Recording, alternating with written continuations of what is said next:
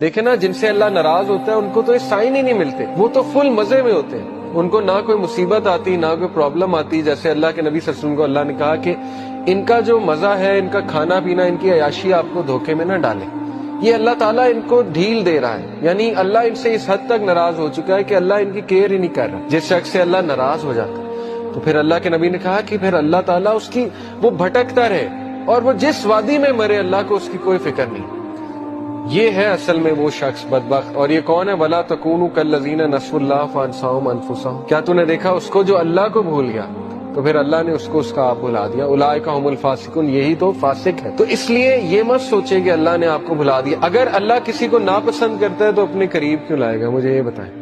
ठीक है ना, एक बंदा कहीं और जा सकता है, क्लास में आ गया, दीन का लेक्चर सुनने आ गया, क्या ये निशानी नहीं है कि अल्लाह उससे राजी है? वरना तो अल्लाह ताला चाहता उसे कहीं और ले जाता, अल्लाह उसकी केयर छोड़ देता।